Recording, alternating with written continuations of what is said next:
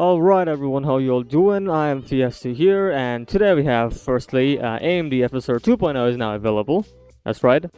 And it's coming with the fixes, the shimmering and the ghosting effects. So as you can see here, FSR 2.0, this weird shimmering and ghosting effect that we're seeing right here. And FSR 2.0 fixes that, like, entirely. So yeah. FSR 2.0 is here for all the games that it supports, obviously, and we're having this farming simulator as an example. 4K, very high preset, and it's in performance mode, by the way. So yeah, it has fixed the shimmering, so that's good. Next up, we have Intel Arc A580 having 24 Xe cores and 2.1 GHz clock, and this is a leak coming from Pomachi in Cinebench, reported by Video Cards here, and as you can see, Intel Arc A580 graphics RI, and it's the whole specs leak. And if you look into the description here, like A770, 750, and A580 that we want to look into first, it's coming with 24 Xe cores, 384 XMX engines, and FP32 cores are 3072. GPU clock at 1700 MHz, coming at 8 gigs of VRAM, and memory bus at 256, kind of high for A50 in Arc A580 to have 256-bit memory bus, to be honest with you. Memory class, though, it's kind of lower, 16 gigabit per second, and bandwidth at 512. Again, it's kind of high to have this amount of hardware on a GPU like this, which is not a high tier GPU, rather on a mid tier, or even worse than RTX 3060, I believe. So yeah, kind of weird, but still they're going for this kind of lineup, so yeah, not complaining. Following up with that, A770, Intel just published that, and if you look into it, here it is, A770 right here, 32 cores. That's right, ray tracing units are 32 units, obviously. XMX engines are 512, we've already seen that.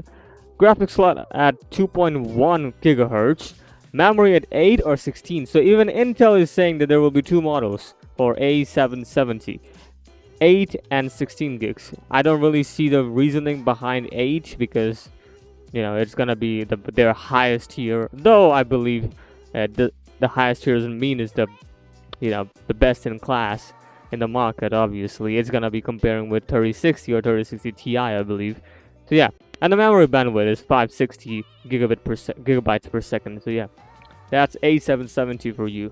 Coming up with the same story, and not the same story but similar story with Intel here, 13th generation Core i5, basically the i5 13400, the non-K model. Obviously it's gonna be based on the Alder Lake architecture and also the Raptor Lake. So both combination that is coming right here, as you can see, that increased L3 Intel Smart Cache on Intel Core i5 Dexter processors and above, increased L2 cache on Intel Core i5K processor and above. So only the K processors will be based on that third generation architecture, but for the non-K models it's not, basically. Next up, we have HXL is reporting here, or leaking, that this is an RTX 4090 questions, and the GPU is running at 3.0 gigahertz plus. That's right, and the VRAM at 21 gigabit per second. So if you look into some scores here in the times by extreme, as you can see, it's scoring 12,857, so basically 20,192. That's right, and that is the graph that shows that it's going above 3.3 gigahertz, basically 3 gigahertz, and it's also reaching 3.3. so yeah, that is fast, real fast.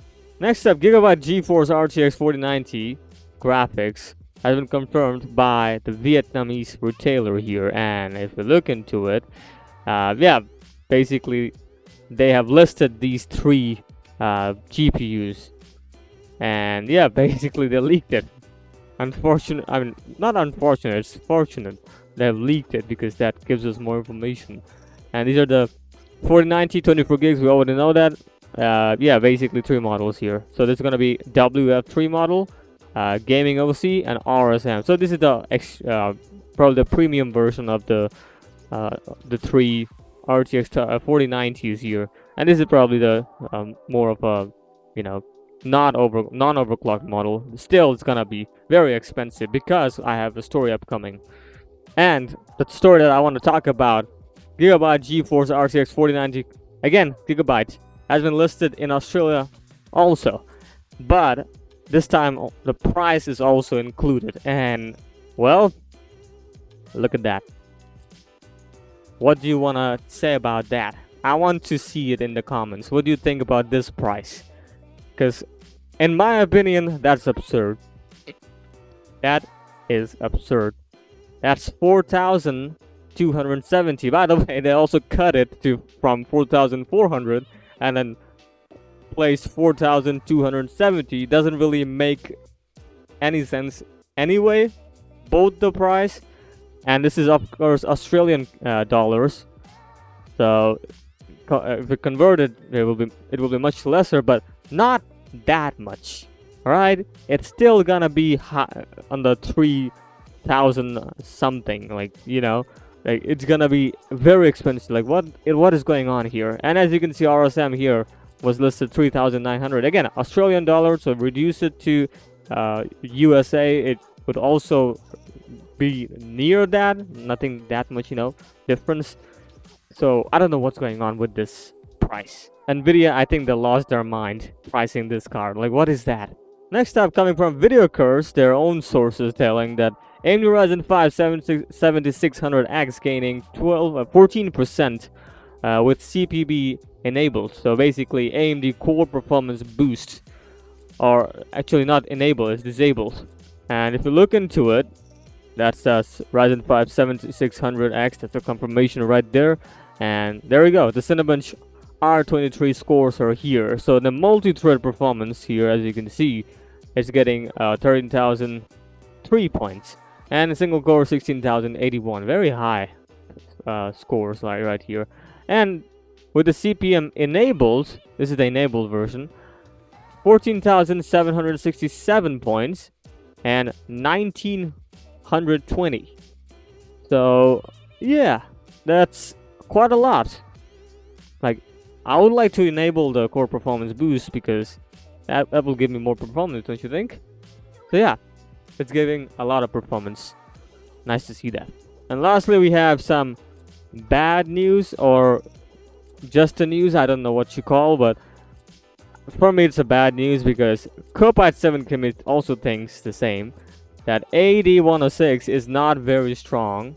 The typical TSC score is gonna be below 7,000, which is times by extreme score, and both AD106 and AD107 are using PCIe X8. That's right.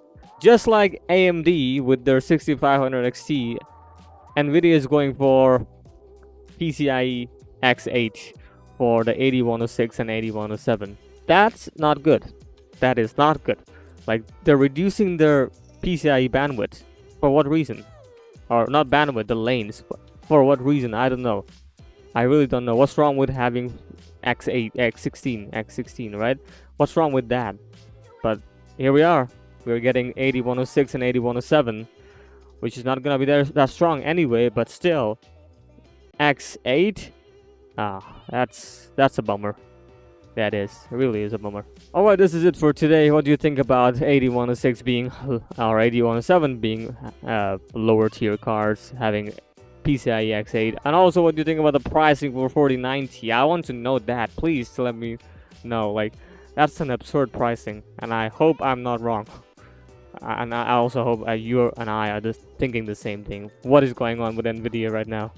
That pricing is absurd. Literally.